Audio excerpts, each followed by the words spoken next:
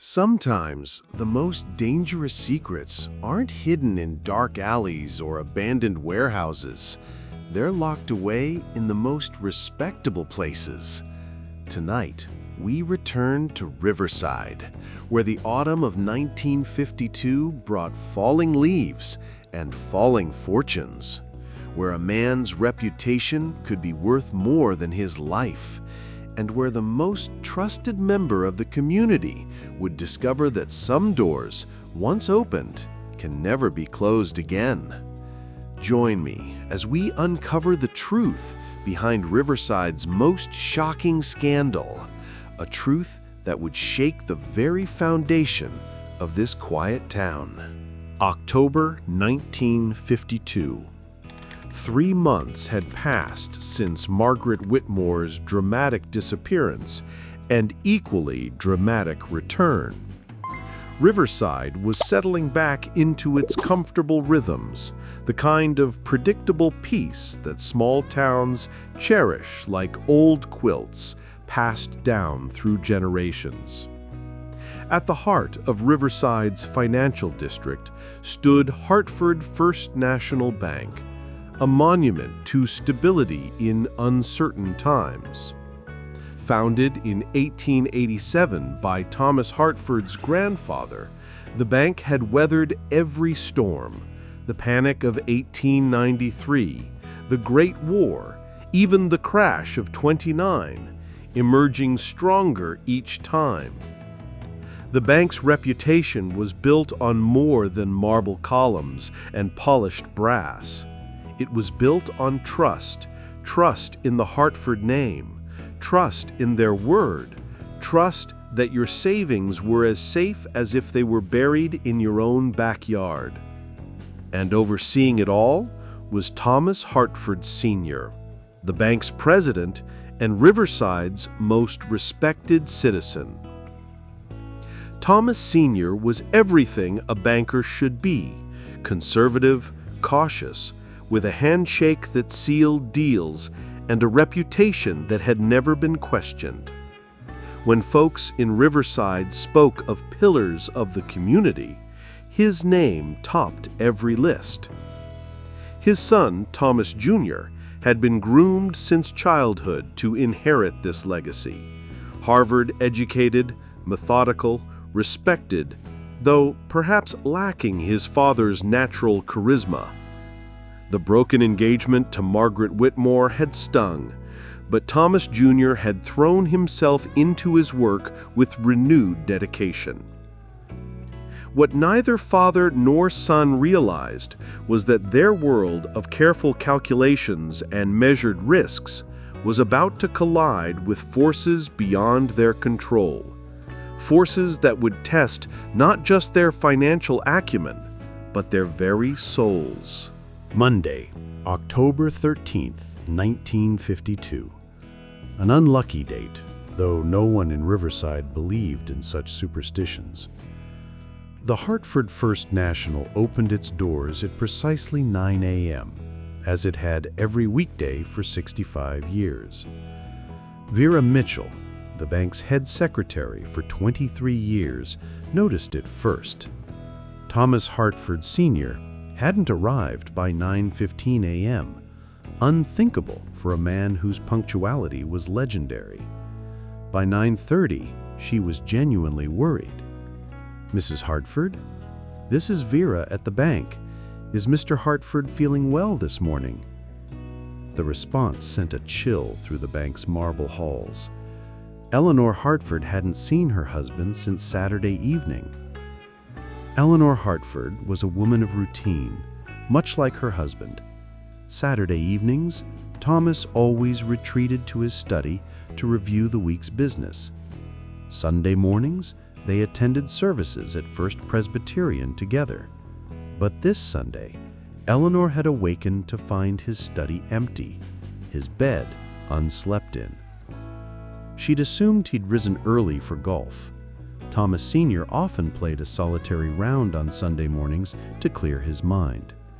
But when he didn't return for their traditional Sunday dinner, Eleanor began calling friends. No one had seen him. By 10 a.m., Sheriff Benjamin Carter was standing in the bank's marble lobby, hat in hand, asking questions no one wanted to answer. Carter had developed an unfortunate reputation since the Whitmore case. When he investigated, secrets had a way of surfacing. "When did you last see your father, Thomas?" Carter's question was direct, professional. Thomas Jr.'s answer was equally straightforward. "Friday evening. We reviewed the quarterly reports together. He seemed satisfied with our performance." But Carter's experienced eye caught something in the younger Hartford's demeanor, a hesitation, a flicker of something that might have been fear or guilt. The search of Thomas Sr.'s study revealed a man of methodical habits.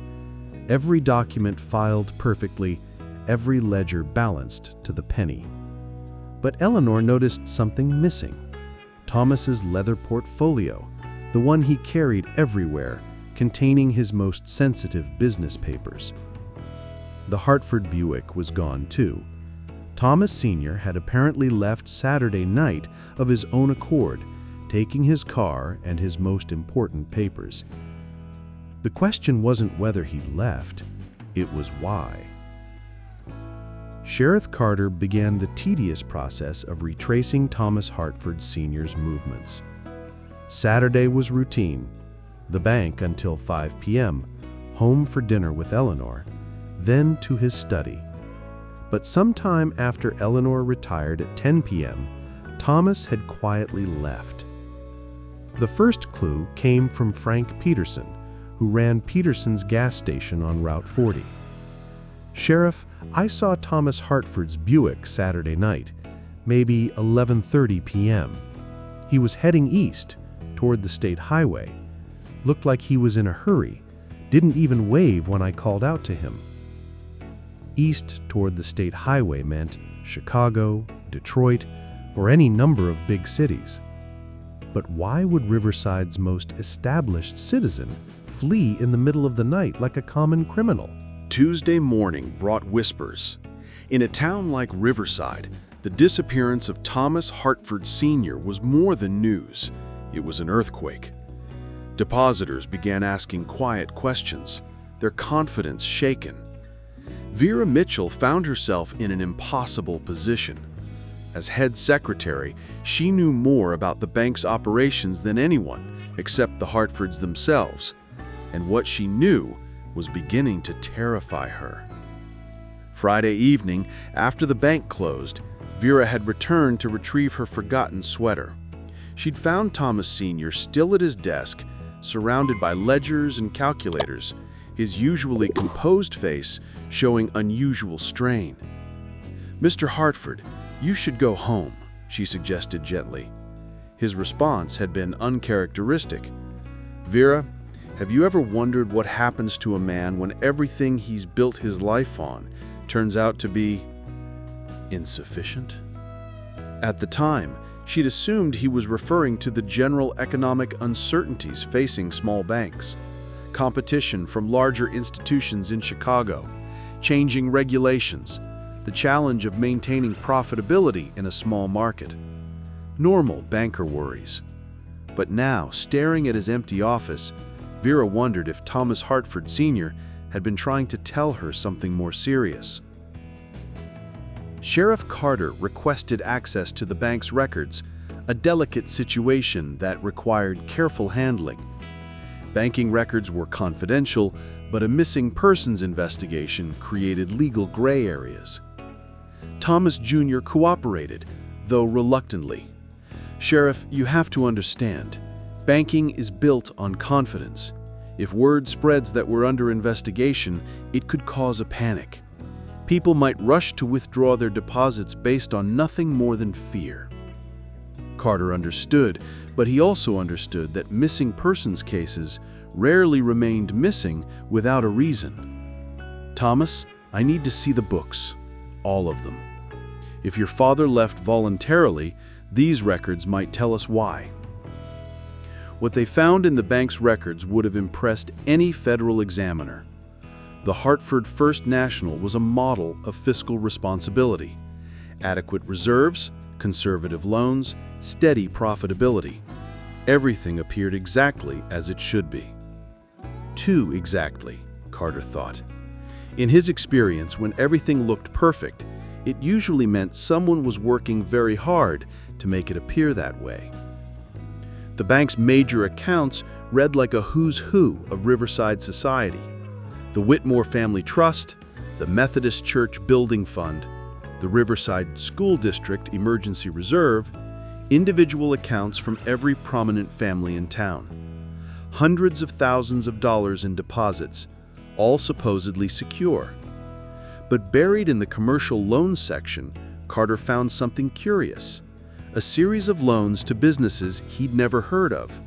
Midwest Development Corporation, Prairie Investment Trust, Great Lakes Holdings. Large loans, all approved personally by Thomas Hartford Sr., all within the past 18 months. Thomas Jr. was as puzzled as Carter. "Sheriff, I don't recognize these companies. Father handled all major commercial loans personally, but he usually discussed them with me. I've never seen these files before." Carter spent Tuesday afternoon trying to track down the mysterious companies. Phone calls to Chicago business directories, inquiries with the State Commerce Department, conversations with bankers in neighboring towns. The results were troubling. Midwest Development Corporation, no listing. Prairie Investment Trust, incorporated, but no known business address. Great Lakes Holdings, dissolved 6 months ago for failure to file required documents.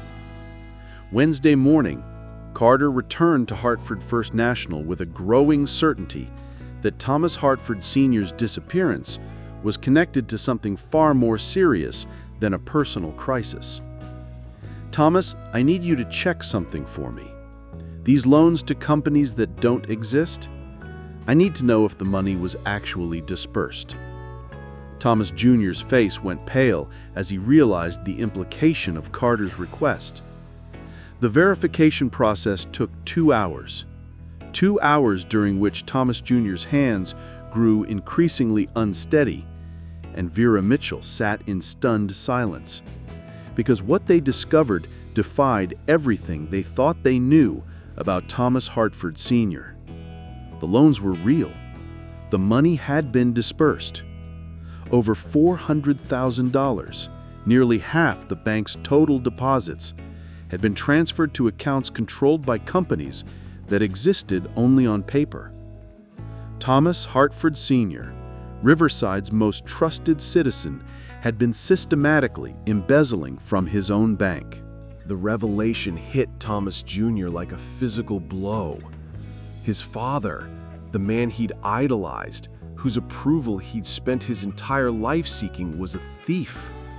Worse than a thief, he was a thief who had stolen from friends, neighbors, people who had trusted the Hartford name for generations. Vera Mitchell felt sick. 23 years of service to the bank, 23 years of believing in its integrity, its honor. How many people had she looked in the eye while accepting their deposits, never knowing their money was already gone? Sheriff Carter was thinking beyond the immediate crime. $400,000 missing from a small-town bank would destroy more than the Hartford family. It would devastate the entire community. The Methodist Church's building fund? Gone. The school district's emergency reserve? Vanished. Dozens of families' life savings? Stolen. The pattern became clear as they examined the records more carefully. The embezzlement had begun 18 months earlier, small amounts at first. Thomas Sr. had been careful, methodical, covering his tracks with false documentation and fictional loans. But something had changed in recent weeks. The thefts had accelerated, become more desperate. Thomas Sr. had been taking increasingly large amounts as if he were racing against time. In Thomas Sr.'s desk drawer, hidden behind legitimate correspondence, Carter found what he'd been looking for: a letter that explained everything. The letter was addressed to Thomas Jr., unfinished but revealing. "My son, by the time you read this, you will know what I have done. I never intended for it to go this far. What began as a temporary measure to cover a single bad investment became something I could no longer control. I invested our personal savings in what I believed was a sure opportunity, a development project in Chicago that promised extraordinary returns. When it failed, I used bank funds to cover the loss, intending to repay everything once another investment succeeded. But each failure required a larger cover-up until I found myself trapped in a web of my own making." The final paragraph was the most heartbreaking. "I cannot face the destruction of our family name, the devastation of our friends and neighbors who trusted us. By the time you read this, I will have found a solution that spares you the shame of my failures. The bank must survive, even if I cannot." The implications were clear. Thomas Hartford Sr. hadn't fled to escape justice. He had left to die by his own hand, believing that his death would somehow absolve his crimes and protect his family's reputation. Sheriff Carter faced an immediate dilemma. He had to find Thomas Sr. before the desperate man did something irreversible, but he also had to protect the bank's depositors, the community that would be destroyed if word of the embezzlement spread. Where would a desperate man go to end his shame? Carter thought like a hunter, trying to understand his prey. Thomas Sr. was methodical, conservative, a man who valued tradition and honor above all else. He wouldn't choose a random location for his final act. Lake Riverside, 15 miles north of town. Thomas Hartford Sr.'s grandfather had built the first Hartford home on its shores in 1885. It was where Thomas Sr. had learned to fish as a boy, where he'd proposed to Eleanor, where he'd brought Thomas Jr. for father-son fishing trips. Carter drove to the lake with growing certainty. If Thomas Hartford Sr. was going to end his story, he would choose a place that had meaning, a place connected to happier times, when the Hartford name meant honor instead of shame. The Hartford Buick sat empty beside the old boat launch, doors unlocked, keys still in the ignition.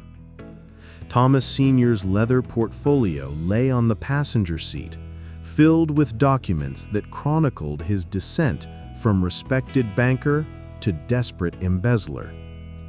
Carter found him sitting on the old wooden pier where 3 generations of Hartfords had fished together. Thomas Sr. looked older than his 58 years, his usually perfect appearance disheveled, his eyes hollow with despair. "Thomas, I've been looking for you." Carter's voice was gentle, understanding. This wasn't a criminal arrest. This was an intervention. One man trying to save another from a permanent solution to a temporary problem. Thomas Sr. looked up with surprise, then resignation. "Ben, I suppose you know everything by now. About the money, about what I've done to this town, to my family." "I know about the money," Carter replied. "But I also know you're not a criminal, Thomas. You're a man who made a mistake and then made it worse trying to fix it. That doesn't make you evil, it makes you human." For 2 hours, Sheriff Ben Carter talked Thomas Hartford Sr. back from the brink, not with lectures about law and justice, but with reminders of family, community, and the possibility of redemption. The money can be recovered. Insurance, reorganization, help from other banks. The Hartford First National doesn't have to collapse, but it needs you alive to make it right, not dead as a martyr to your mistakes. The drive back to Riverside was quiet, two men contemplating the complexity of honor, failure, and the possibility of starting over.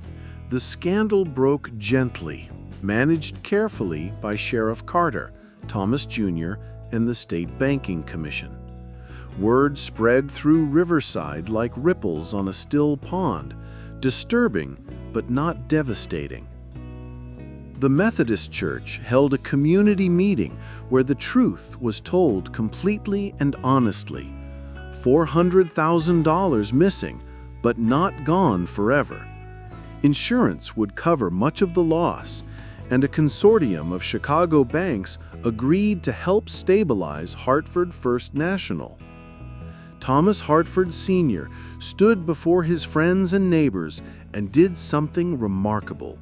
He told the truth about his failures, his fear, his desperate attempts to hide his mistakes, about how pride had nearly cost him everything, including his life. The response was mixed, as it always is when heroes reveal their humanity. Some demanded his arrest, his exile from the community he'd served for 30 years. Others saw a man who had learned the hardest lesson of all, that integrity isn't about never falling down, it's about how you get back up. Thomas Jr. assumed the presidency of Hartford First National under the most difficult circumstances imaginable. Every day was a test of his ability to rebuild trust, to prove that the next generation of Hartfords would honor their commitments. Thomas Sr. pled guilty to embezzlement and received a suspended sentence conditional on full restitution.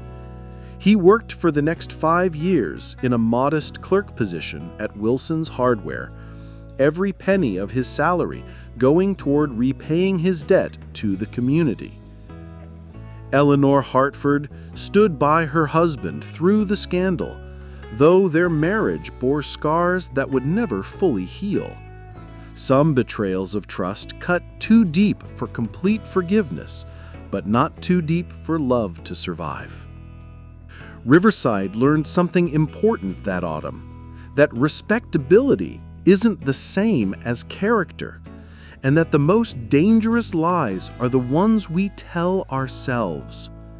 The town survived, stronger in some ways for having faced the truth about itself.